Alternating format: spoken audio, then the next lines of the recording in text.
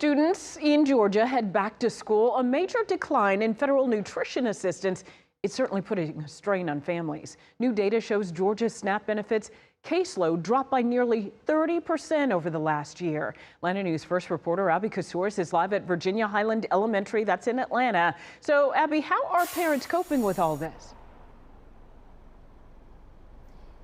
Yeah, well, a new survey from No Kid Hungry found that parents are skipping meals to make sure that their children are fed. Advocates warn that the safety net expected to catch children is collapsing, and that schools and food pantries are critical to help meet these hunger needs.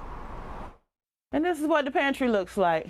Walking into this local pantry, you won't see clipboards, background checks, or red tape.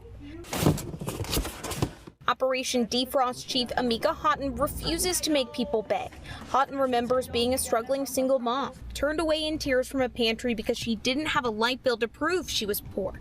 Now she says she sees working parents struggling every day. They're telling me that the rent is increasing, which is making for grocery bills to be, we got to have somewhere to stay. So more money is going to having shelter than less is for food. A new No Kid Hungry survey reveals 83% of low-income parents are terrified they can't afford enough food.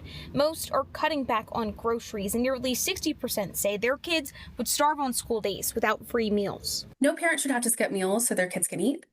These are hardworking families that have been impacted by an affordability crisis. In Georgia, nearly 500,000 people, nearly 30% of the state's caseload, were recently stripped from federal SNAP benefits, according to the Food Research and Action Center. It has forced communities to step up. At Peachtree Ridge High School, football players and band members are packing survival meal kits for community members and classmates who quietly go without. We talk about it all the time. Some of our own families, some kids on our team go to the Duluth Co-op or the North Gwinnett Co-op and get some help. Everybody should be able to be helped out. Everybody should be taken care of.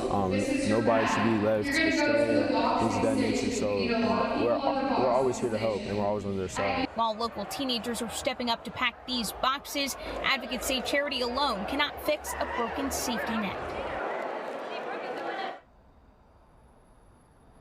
Many advocates are pushing for Georgia to opt into the Sunbucks program in 2027. Now, this is a federal program that would allow for grocery assistance cards to be passed out during the summertime for children while they are away from school. However, it would require an administration fee from the state, and the state budget is already strained, leaving many families right in the middle.